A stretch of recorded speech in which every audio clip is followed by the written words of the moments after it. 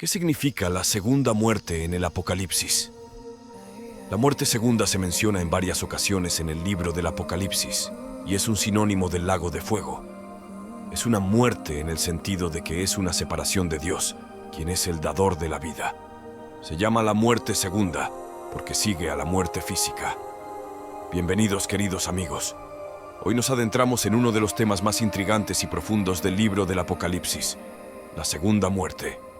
En un universo lleno de misterio y revelación, este concepto es una pieza clave para comprender el destino eterno que nos espera según la Escritura. ¿Qué es la segunda muerte?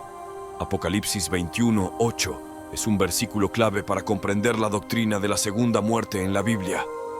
Dice: pero los cobardes, los incrédulos, los abominables, los homicidas, los fornicarios, los hechiceros, los idólatras y todos los mentirosos tendrán su parte en el lago que arde con fuego y azufre, que es la segunda muerte.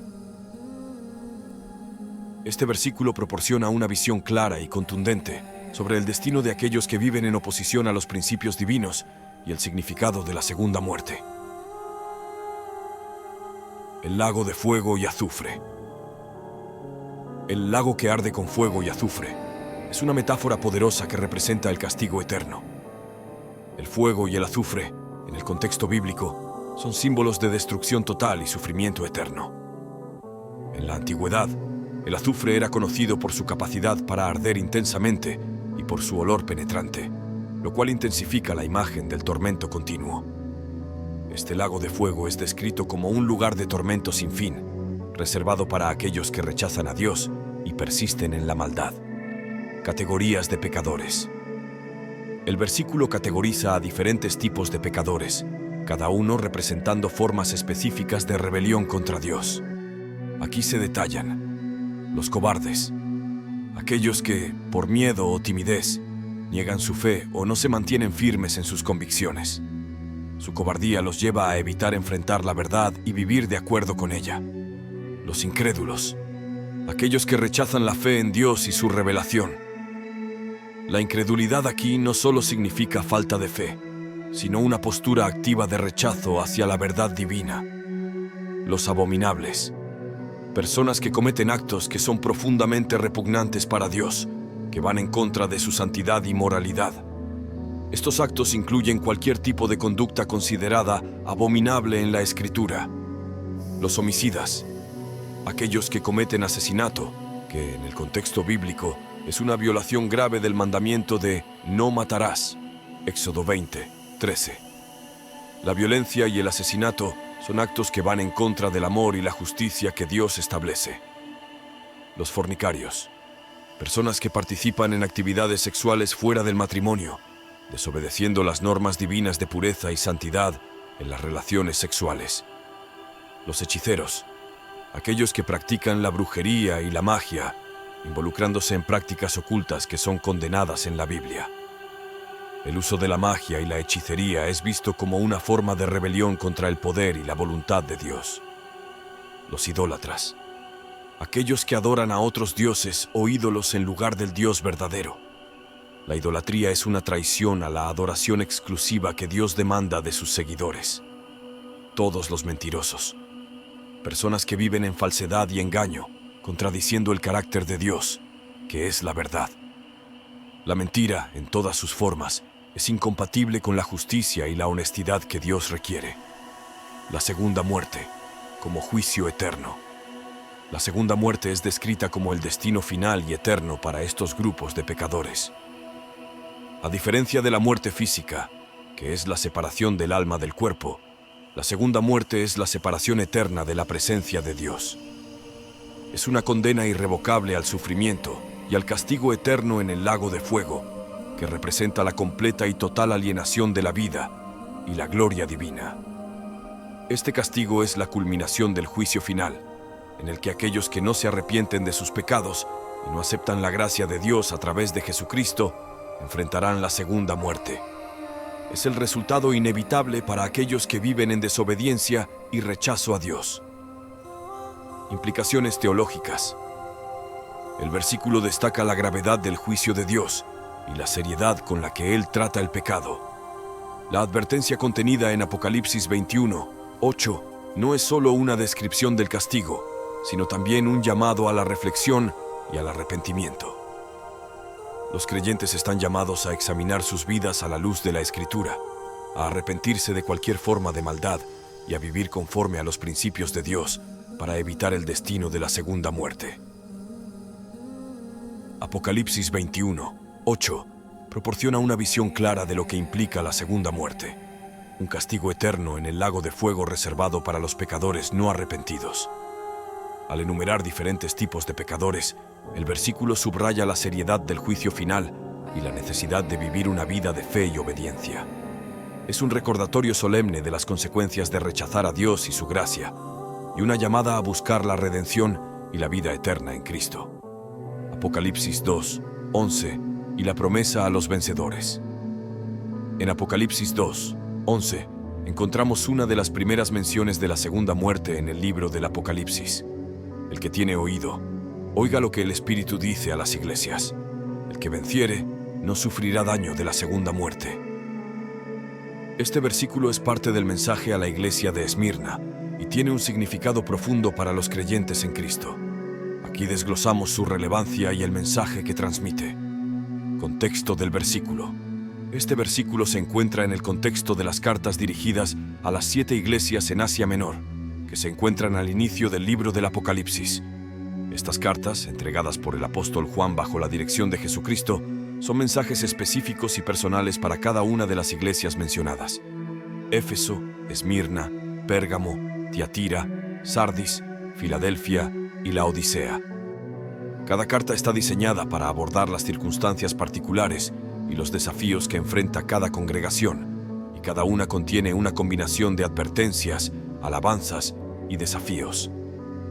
El mensaje dirigido a la iglesia de Esmirna es particularmente notable por su enfoque en la perseverancia en medio de la persecución y el sufrimiento. Esmirna era una ciudad conocida por su riqueza y prosperidad, pero también por la fuerte oposición al cristianismo y las severas pruebas que sus creyentes enfrentaban. En esta carta, Jesús no solo reconoce las tribulaciones que la iglesia está atravesando, sino que también ofrece una promesa de victoria y recompensa para aquellos que se mantienen firmes en su fe a pesar de las pruebas. La exhortación a perseverar es un tema central, resaltando la importancia de mantener la fe y la integridad incluso en tiempos de severo sufrimiento y oposición. Esta carta enfatiza la importancia de la fidelidad a Cristo en medio de las dificultades y subraya que la perseverancia en la fe no pasará desapercibida ante los ojos de Dios. La promesa de que quienes vencen no sufrirán daño de la segunda muerte ofrece consuelo y aliento a los creyentes de Esmirna, asegurándoles que su sufrimiento actual tiene un propósito eterno y que serán recompensados con la vida eterna. Este mensaje es un poderoso recordatorio de que, a pesar de las adversidades, los que permanecen fieles a Cristo recibirán la recompensa prometida y serán protegidos de la condena eterna. El que venciere. La expresión "el que venciere" se refiere a aquellos que superan las pruebas y tentaciones, manteniéndose fieles a Cristo a pesar de las adversidades. La victoria aquí no es meramente sobre las circunstancias externas, sino sobre el pecado y la tentación, manteniendo la fe y la integridad espiritual. Los vencedores son aquellos que perseveran en su fe, a pesar de las pruebas y tribulaciones. La promesa de que los vencedores no sufrirán daño de la segunda muerte es una garantía de que aquellos que permanecen fieles a Cristo no enfrentarán el juicio final y eterno reservado para los impíos. La segunda muerte, como se mencionó anteriormente, es el castigo eterno en el lago de fuego, y esta promesa asegura que los creyentes en Cristo están exentos de tal destino. En otras palabras, la segunda muerte es exclusivamente para aquellos que rechazan a Cristo y persisten en sus caminos de maldad. Los vencedores, aquellos que han confiado en Cristo y han perseverado en su fe, están garantizados contra este destino. Esta promesa es un consuelo y una motivación para los creyentes a mantenerse firmes y fieles, sabiendo que su recompensa es la vida eterna con Dios, la segunda muerte y la seguridad de los creyentes. La mención de la segunda muerte en este contexto subraya que el juicio eterno es una preocupación para aquellos que han rechazado la fe en Cristo. Para los creyentes, sin embargo, la segunda muerte no es algo de lo que deban temer. En lugar de eso, deben enfocarse en vivir una vida de fe y obediencia, sabiendo que tienen la promesa de la vida eterna y la protección de Cristo. Implicaciones para la vida cristiana. Este versículo también resalta la importancia de la perseverancia y la fidelidad en la vida cristiana. Los desafíos y las pruebas son parte de la experiencia cristiana, pero la promesa de no sufrir daño de la segunda muerte proporciona una esperanza y un aliento a seguir adelante. Los creyentes están llamados a ser victoriosos, manteniéndose firmes en su fe y confiando en las promesas de Cristo. En Apocalipsis 2:11, Jesús ofrece una promesa alentadora a los creyentes. Aquellos que vencen, permaneciendo fieles a Cristo, no sufrirán daño de la segunda muerte. Esta promesa asegura que la segunda muerte es un castigo reservado para los que rechazan a Cristo, y no algo que los seguidores fieles de Cristo deben temer. En lugar de ello, los vencedores tienen la garantía de la vida eterna y la protección divina, un consuelo y una motivación para vivir con integridad y fe. Apocalipsis 20:6 y la segunda muerte en el contexto del milenio. Apocalipsis 20:6 dice: Bienaventurado y santo el que tiene parte en la primera resurrección. La segunda muerte no tiene potestad sobre estos, sino que serán sacerdotes de Dios y de Cristo, y reinarán con él 1000 años. Este versículo es clave para entender la relación entre la segunda muerte y el período futuro conocido como el milenio. Aquí se destacan 3 hechos importantes. La primera resurrección. El versículo comienza con una bendición para aquellos que participan en la primera resurrección. Esta primera resurrección es un evento significativo en la escatología cristiana, donde los mártires y los fieles que han muerto por su fe en Jesús durante la gran tribulación serán resucitados. Esta resurrección marca el inicio de un período especial, el milenio, donde estos creyentes vivirán con Cristo en un reinado de 1000 años sobre la tierra. Mártires de la tribulación. La primera resurrección incluye a los que han sido asesinados por su fe en Cristo durante la tribulación. En Apocalipsis 20:4 se menciona a estos mártires. Y vi las almas de los que habían sido decapitados por causa del testimonio de Jesús y por la palabra de Dios, los que no habían adorado a la bestia ni a su imagen, y que no recibieron la marca en sus frentes ni en sus manos. Y vivieron y reinaron con Cristo 1000 años. Este grupo es destacado por su fidelidad y sacrificio en tiempos de gran prueba. La segunda muerte no tiene potestad sobre ellos. El versículo aclara que la segunda muerte no tiene poder sobre aquellos que participan en la primera resurrección. La segunda muerte, como se explicó anteriormente, es el castigo eterno reservado para los impíos. Sin embargo, aquellos que resucitan en la primera resurrección están exentos de este destino. Esto significa que, al ser parte del primer grupo resucitado, estos creyentes han sido liberados del juicio final y del castigo eterno. Protección contra la segunda muerte. La promesa contenida en Apocalipsis 2:11 de que la segunda muerte no tendrá potestad sobre los vencedores es un elemento fundamental que subraya la seguridad y el estatus especial que estos creyentes poseen dentro del plan divino. Esta promesa no solo garantiza que los que se mantienen fieles a Cristo serán exentos del destino temido de la segunda muerte, sino que también resalta la protección divina que tienen en su salvación y en su destino eterno con Cristo. La segunda muerte, como hemos visto, es el castigo eterno reservado para aquellos que han rechazado a Dios y vivido en rebeldía contra su voluntad. Es el destino final y sin retorno para los impíos, caracterizado por un sufrimiento eterno en el lago de fuego. Sin embargo, para los vencedores, aquellos que han perseverado en la fe y se han mantenido fieles a las enseñanzas de Cristo, la segunda muerte no tiene poder. Esta promesa actúa como un escudo contra el juicio eterno que espera a los que han optado por vivir sin Dios. La garantía de estar protegidos de la segunda muerte subraya la certeza de la salvación de los creyentes y su estatus especial en el plan de Dios. Esto no solo proporciona un consuelo profundo, sino que también fortalece la fe de los seguidores de Cristo, al asegurarles que su fidelidad y sacrificio no serán en vano. Están asegurados en su destino eterno con Cristo viviendo en la esperanza y la paz que provienen de saber que no enfrentarán el juicio final reservado para los impíos. Esta protección divina es un testimonio del amor y la justicia de Dios, y un recordatorio constante de la promesa de vida eterna para aquellos que permanecen firmes en su fe. El reinado de los santos con Cristo. El versículo concluye con la afirmación de que aquellos que participan en la primera resurrección serán sacerdotes de Dios y de Cristo y reinarán con Él durante 1000 años. Este reinado milenario es conocido como el milenio y es un período de paz y justicia en el que Cristo gobierna sobre la tierra. Los resucitados también tienen el honor de desempeñar un papel sacerdotal, sirviendo a Dios y participando activamente en su reino. El milenio. Durante este período de 1000 años, los creyentes resucitados vivirán en un estado de bendición y honor, disfrutando de una relación especial con Cristo y participando en su gobierno sobre la tierra. Este tiempo es caracterizado por la paz y la justicia que solo el reinado de Cristo puede ofrecer. Apocalipsis 20, 6 ofrece una visión alentadora del futuro para los creyentes que participan en la primera resurrección. No solo están exentos de la segunda muerte, sino que también tienen el privilegio de reinar con Cristo durante el milenio. Este versículo resalta la importancia de la fidelidad y el sacrificio en la vida cristiana, y ofrece una perspectiva gloriosa del destino de aquellos que permanecen fieles a Cristo hasta el final. Segundo, estos mártires escaparán del lago de fuego o la muerte segunda. En tercer lugar, reinarán con Cristo.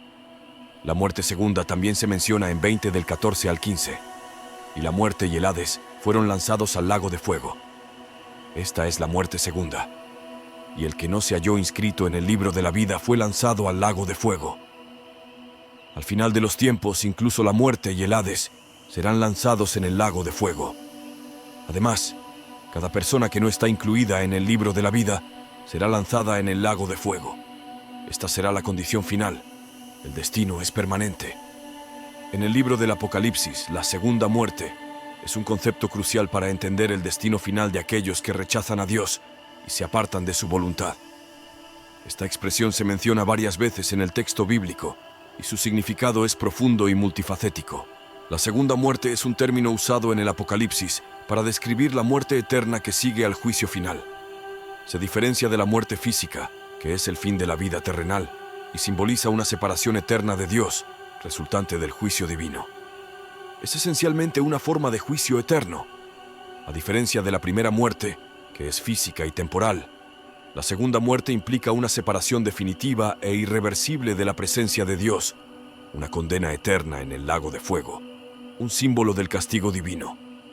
Para los cristianos, la segunda muerte es una advertencia seria sobre las consecuencias del pecado y la importancia de vivir una vida conforme a la voluntad de Dios.